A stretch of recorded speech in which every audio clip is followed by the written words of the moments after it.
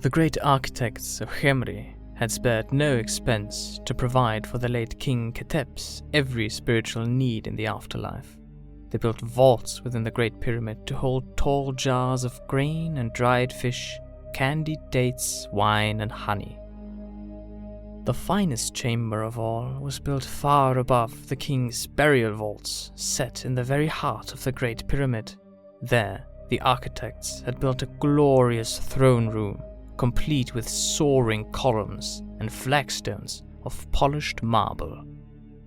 A noble dais stood at the far end of the throne room, and upon it a single throne, wrought not of wood, but of darkest, polished obsidian. Flanking the throne stood towering statues of Ptra and Jaff, their faces stern, but their hands raised in welcome. More statues were interspersed among the columns that ran to either side of the chamber. Neru and Asaf, Geheb and Tahoth, all of the gods of Nehehara, each one awaiting the arrival of the dead king's spirit. For the throne at the far end of the room was not meant for Ketep, but for Osirian, the baleful god of the underworld. It was in this great hall that Ketep would come to be judged by the gods. If he had lived a virtuous life, he would be allowed into the golden fields of paradise. Otherwise, Osirian would drive the king's spirit into the howling wastes of the underworld, there to suffer for all time. It was here that Nagash would summon his noble allies, more than 40 in number, and, presiding from Osirian's black throne, he would work to undermine his brother's tenuous rule. If Arkan, Ramked, or the other young nobles were discomfited by the necromancer's profound display of sacrilege, none of them were foolish enough to share it. There was also the fact that he had kept his word and made them all very rich, very powerful men. It had been 3 years since they had signed their names in that run-down house off Coppersmith Street, and at that time a terrible plague had swept through the great houses of Khemri. The sickness literally dissolved its victims from the inside out over a period of days or sometimes weeks. No one survived the plague's touch, and the healers could not fathom how the sickness spread. Slaves, guards, and functionaries were untouched, and only those of noble blood seemed to be at risk. All, that is, except for those whose names were written in Nagash's list. As the death toll mounted and the great houses became decimated, many vital positions in Tutep's court, some of which had been kept in the same family for centuries, were left vacant. Finally, the desperate king had little choice but to hand these titles to the only nobleman who still answered the call to the Grand Assembly.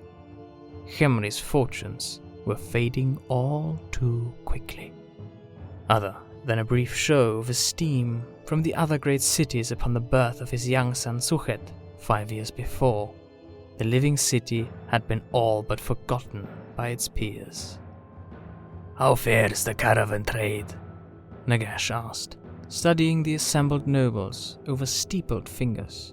The braziers in the great throne room had been lit, casting long fingers of light past the towering columns and throwing the ominous shadows of the stone gods across the marble flagstones. Khefru moved silently among the necromancer's allies, providing refreshments to those who wished it. Shepsu-Her plucked a goblet of wine from the priest's wooden tray as he went past.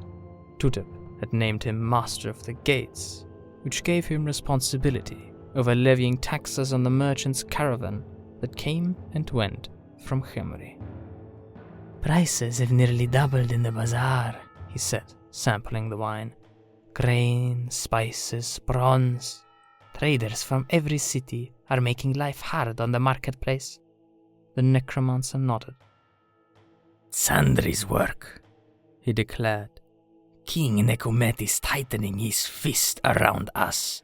He's convinced the other kings to raise tariffs on exports to Khemri in order to choke off our trade." Nagash turned his gaze to Ramked, No doubt it has increased smuggling tenfold. Ramket folded his thick arms. The burly nobleman had been appointed Master of Rods, making him responsible for the city watch. With Nagash's help, Ramket had quickly used his authority to take control of Khemri's criminal gangs as well. The gangs on the docks and the Southgate districts are doing a brisk trade, he said with a chuckle. They plan on passing the goods on to the traders in the marketplace at half again the normal rate, a bargain these days. But the gangs will grow rich of it. Nagash shook his head. No, he said. Inform the gangs to sell their goods at the same price as the foreign traders. It serves our purpose for the city to suffer for a while. Ramket frowned at the news. They won't want to hear that, he said. If they won't listen, then relieve them of their ears, the necromancer said. When the time comes for Tuteb to yield his crown, it would be preferable if the populace supported his removal. He turned to Aachen. What is the mood of the people at present? Aachen waited until Khefru approached, and then took a goblet. He drained half of the wine in a single draught and glowered at the rest. As master of the levy, it was his responsibility to maintain the yearly census and ensure that every adult citizen fulfilled his annual civil service. In times of war, he would also be required to marshal the spear levies that would form the bulk of Khemri's army. The rumors are circulating as you requested, he said. The great houses are being punished by the gods for permitting Tuteb to bargain away Khemri's preeminence. It didn't take much effort to get the people to start repeating it. Shepsu sipped his wine thoughtfully. If we make the people think that the plague is the work of the gods, he said, won't that drive them into the arms of the priesthood? I thought that was something we didn't want. Nagash smiled coldly. They can give the priests all the coin and devotion they wish, he said, so long as the holy men are helpless to stop the plague. The necromancer leaned forwards upon the ebon throne. Tuteb's time on Setra's throne has nearly run its course. The people are restive. A few weeks more of hunger and destitution, and they will be ready for my brother to fall. For now, we must recoup our strength and prepare for one last outbreak of the so-called plague. This time, the sickness will spread beyond the great houses and afflict the city's merchants. That should be sufficient to ignite the fires of unrest. Nagash waved a dismissive hand. Tomorrow is the new moon. Return here at midnight with your offerings, and we will perform the incantation of reaping. With that, the audience was at an end. The noblemen drained their goblets and set them on the marble floor. Then, they retired from the echoing chamber without a word. Moments later, only Khefru remained, dutifully picking up goblets and setting them on a wooden tray balanced upon his hip. Nagash studied his servant thoughtfully. There is something you are not telling me, he said. Khefru shook his head. I don't know what you mean, master. I can see it in the stiffness of your posture and the way you carefully avoid my gaze, the necromancer said coldly. Don't insult me with your pitiful attempts at subterfuge, Khefru. It would not be wise. A faint shudder caused the young priest's shoulders to tremble. He paused for a moment, collecting himself, and then set down the wooden tray and straightened. I fear you are growing too bold, master, he said.